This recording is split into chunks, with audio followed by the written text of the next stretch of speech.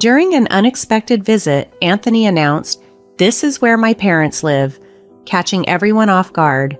Behind him, his in-laws nodded in agreement, their faces beaming with happiness. At that moment, I was right in the middle of an online meeting. Quickly muting myself, I apologized to my colleagues and ended the call with a hint of irritation. As I faced the door, I couldn't help but wonder about the timing of their arrival. "Why the sudden visit?" I inquired, managing to keep my voice calm. "My dear, we're here to help pay off the house," my father-in-law stated with a proud grin, a statement so absurd it nearly made me laugh. Neither my mother-in-law nor my father-in-law had jobs, yet there they stood, fully supported by Anthony's unquestioning agreement. Disheartened by his support for this unrealistic plan, the thought of divorce crossed my mind. "I'm leaving," I declared, to the shock of all three. With the mortgage sitting at $6,500 a month, I couldn't suppress a smirk as I began to pack for a business trip scheduled to start the next day. Suitcase and bank book in hand, I prepared to leave. "Goodbye," I called out as I walked towards the door, planning to transfer the house title to Anthony. The thought of the future brought a thrill of excitement.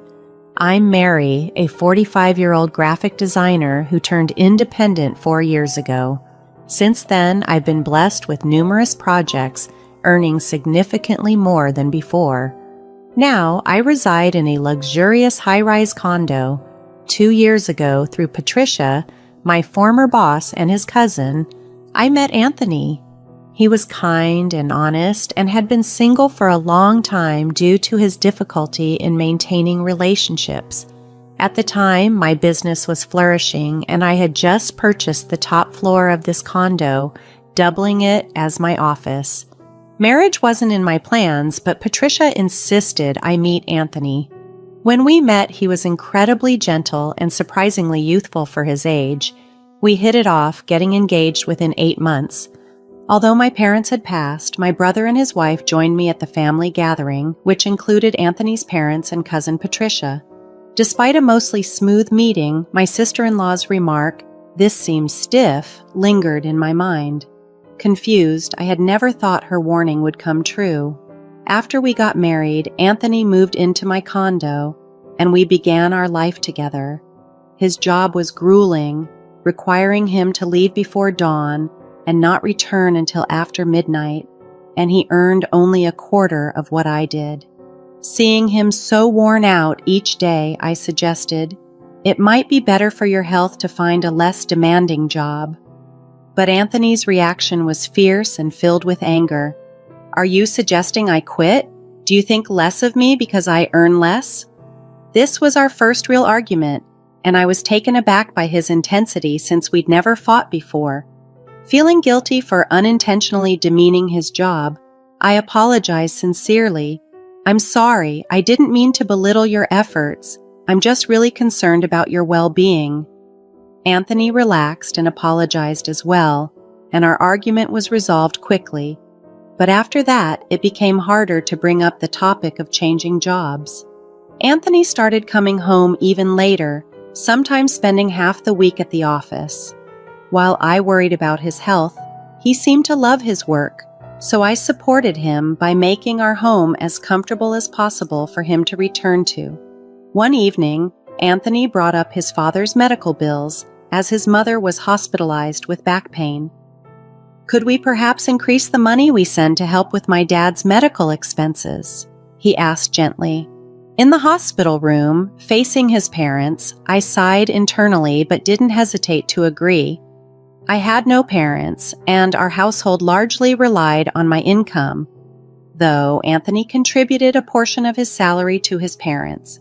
While his contribution wasn't insignificant for a man in his 40s, the exact amount he kept for himself was unclear, but it was clear he was providing sufficiently for his parents' needs. Despite this, when he asked to increase the financial support, I found it hard to agree since it would only be possible because of my earnings. Yet, it was difficult to say no in front of his parents. "Anthony, you're kind. Thank you so much. It's a big help." his parents expressed gratefully, looking at both of us. Under their appreciative gaze, I reluctantly agreed to send more money. Afterward, my in-laws began requesting funds more frequently for various reasons beyond medical expenses. Despite wanting to refuse, I found it increasingly challenging to do so. Aware of my likely refusal, they turned to Anthony, who had a soft spot for his mother's requests. Time and again, he agreed to increase the remittance whenever she asked. On the day we sent my in-laws off in a taxi following his father's hospital discharge, Anthony and I returned home only to find his parents unexpectedly waiting outside. It's difficult for Dad to climb the stairs, so we thought it'd be best if we stayed here until his back fully recovers, Anthony explained, catching me completely off guard. You can't just decide that without discussing it with me first, I protested, my surprise causing my mother-in-law to frown. My father-in-law stood defiantly at the door as if urging us to let them in quickly. That's okay, right? Anthony said, looking at me briefly before averting his eyes, signaling that they might have already discussed this plan without me. Reluctantly, I agreed. Fine, you can stay until you're fully recovered, and ushered them inside. As they settled onto our living room sofa, my father-in-law remarked, "Look at this place. It's so nice. Our house is 48 years old and falling apart." My mother-in-law chimed in, "Yeah, it's showing its age." Anthony nodded in agreement, hinting at a potentially extended stay. Admittedly, having them here could reduce the financial strain since I was already supporting them. However, financial ease aside, I wasn't thrilled about the prospect of living together under one roof. Renovating old houses is quite trendy these days. Have you considered that? I suggested to Anthony, hoping to hint at an alternative solution. Yeah, maybe, he responded noncommittally. 3 years into our marriage, during what should have been our honeymoon phase, Anthony and I found little time together. We hadn't even gone on a honeymoon. This condo was both my home and office, which was manageable when Anthony was out at work. However, with my in-laws around all day, the dynamics became more challenging. If we were to live together, I'd rather move into their house and reserve this place solely as an office. Thanks to my initial resistance, the topic of permanent cohabitation was shelved by my in-laws. However, even months after my father-in-law's discharge, my mother-in-law showed no intention of taking him back to their own home. Their belongings gradually spilled over from the guest room into the living room. One day, noticing Anthony's dad had gone bowling and seemed perfectly healthy, I ventured, "Anthony, your dad seems well now. He even went bowling today. Maybe it's time for them to consider going back home?" Anthony reacted sharply, his voice raised. "What are you saying? Sending my dad back with his bad back is cruel. What if it gets worse?" His belief that loud assertions would ensure compliance was becoming a familiar tactic, often putting me at a disadvantage, especially since my mother-in-law usually sided with him. This dynamic persisted for 3 years. During this period, I handled all the household chores while my in-laws often went out to enjoy themselves, despite my father-in-law's apparent recovery. There were no hints of them planning to return to their own home. On one particularly busy day, I mentioned, "Sorry, I have a meeting at 2 p.m. today, so I'll be having lunch in my room, okay?" I set the lunch on the table and headed to prepare for the meeting. "Understood, but leave the dishes for later," my mother-in-law responded dismissively without looking up. As the clock struck, my online meeting began. However, about 12 minutes in, the door burst open. Anthony, backed by his nodding parents, proclaimed, "This is where me and my parents live?" I quickly apologized to my meeting participants and ended the call frustrated. "I told you I had a meeting at 2 p.m., I grumbled as I walked towards the door, calmly asking, "Why are you doing this all of a sudden?"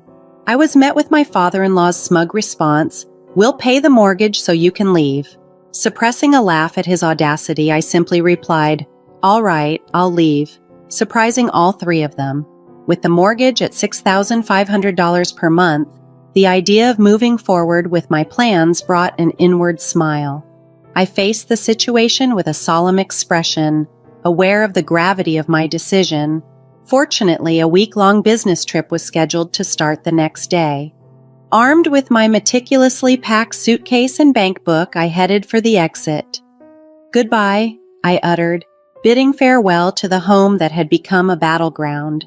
The first order of business was transferring the house title to Anthony. Brimming with excitement about the impending changes, I checked into a hotel, eager to start a new chapter. I immediately reached out to a property agent to start the process of transferring my house, which included dealing with the mortgage. The success of the transfer hinged on Anthony's ability to handle the mortgage payments. If he found them unmanageable, the alternatives would be either a lump sum payment or selling the property. Accepting this, I instructed the agent to also find me a new residence that could double as an office space. Given that my work was primarily remote, having a dedicated space for client meetings was essential. The agent quickly identified a suitable location about 30 minutes away from my previous home. It boasted excellent security, and after a brief visit, I made a swift decision to purchase the luxurious apartment, seeing it as a well-earned reward for my hard work. In the meantime, I stayed in temporary accommodation. Once everything was ready, I hired a professional moving company to handle the packing and moving. During the move, my in-laws and Anthony were present and, unfortunately, made several disparaging remarks about me. This led to an awkward moment when one of the movers noted, "You have a difficult family," leaving me momentarily embarrassed. A week after I settled into my new place, I got a call from a very anxious Anthony. His questions about the mortgage transfer revealed his belated realization of the situation. In the background, I could hear his father loudly insisting I return immediately. Despite their earlier demands for me to leave, Anthony seemed confused about the divorce. "But we're getting a divorce, right? It's unfair for me to handle the mortgage if you're the ones living there," he argued. I reminded him of their clear message for me to leave, playing back the recording from the day they'd intruded on my web meeting, which I had taped for documentation. Anthony was shocked, having forgotten about my habit of recording meetings. Undeterred, I explained the impending mortgage repayments, which were subject to a credit check. Anthony, clearly unaware of the details, inquired about the monthly payment, leading to my laughter. Despite my previous explanations and showing him the documents, he seemed clueless about the $6,500 monthly mortgage. His astonishment was evident, and he was left speechless. This prompted his mother to intervene, questioning the amount and asserting that Anthony's salary should be sufficient to handle it. Unbeknownst to his parents, Anthony had not shared the true details of his salary, leading his mother to boldly assert that they would no longer assist me financially. At this, I couldn't help but burst into laughter, which visibly annoyed her. I decided to clarify the situation and revealed the actual mortgage amount. "It's $6,500 a month," I stated plainly. "What? $6,500 is Anthony's monthly salary? That's absurd." Her shock was palpable, but then she scoffed. "That's impossible. Anthony has been sending us $5,500 every month. If his salary is $6,500, he would be sending us nearly all of it." "Stop lying," she exclaimed, unwilling to accept the truth. Remaining composed, I directed her to the proof. "Look at the shelf right by the entrance of the living room. You'll find Anthony's salary slips there. If you doubt it, check for yourself." Skeptically, she accused me of fabricating the details and went to verify the documents herself. In the background, I could hear Anthony trying to intervene. Soon, her tone changed to one of surprise over the phone. "What? There's not even $5,500 here, Anthony. What's the meaning of this?" It turned out that Anthony's actual salary was even less than I had disclosed, and I could hear his in-laws bombarding him with questions. "You might not hear me, but just so you know, the house mortgage is $6,500 a month. Take care," I declared as clearly as possible. Whether they heard me or not, I ended the call. Anthony tried calling several times afterward, but I ignored all his attempts. "Let's discuss this through a lawyer from now on," I texted him, cutting off any further direct communication. The lawyer I hired handled the frequent contacts in the following days, which soon quieted down. Eventually, I filed for compensation through my lawyer. After some time, a response came through from my lawyer, and I couldn't help but laugh at its contents. It seemed to be crafted by a team of dubious lawyers from Anthony's side. Their statement was almost comical. "The allegations by Shelley are false, and the real victim is our client. We demand compensation for emotional distress." All I could say to my lawyer was, "I'm sorry," as the divorce was nearing. Despite the proceedings, our relationship as a couple was still unresolved. I wanted to distance myself from a husband who could make such unreasonable demands. "My client wants to meet and discuss in person," was my firm request conveyed through my lawyer, signaling my intent to handle things formally and conclusively.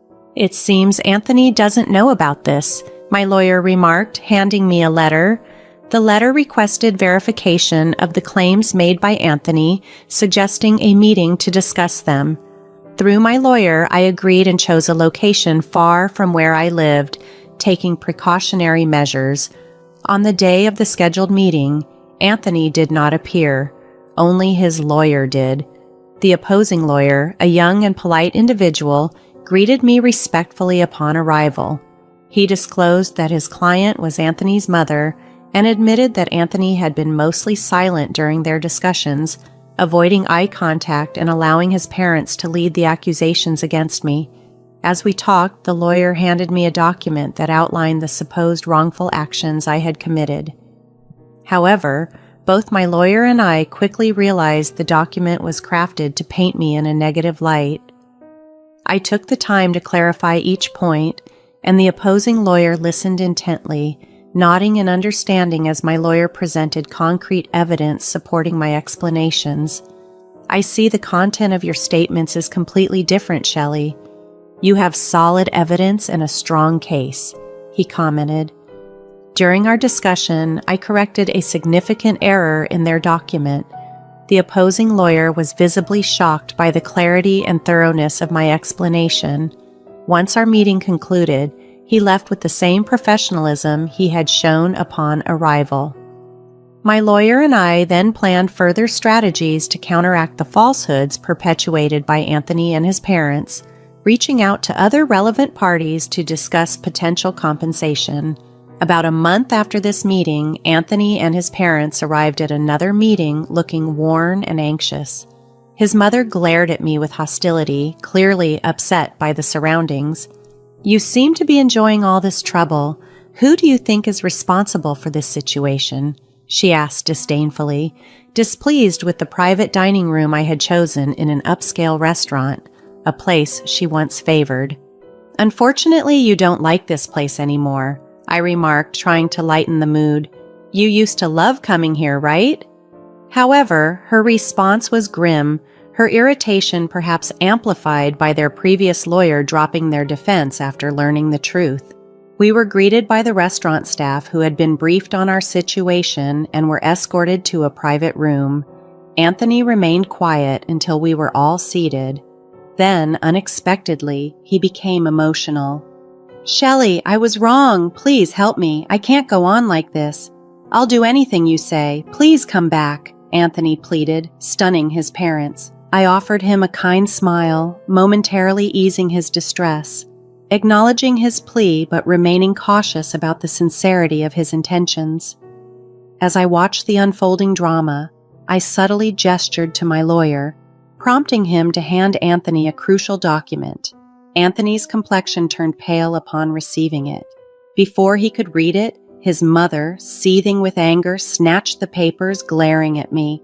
The document, marked up in stark red ink, meticulously refuted each of Anthony's claims.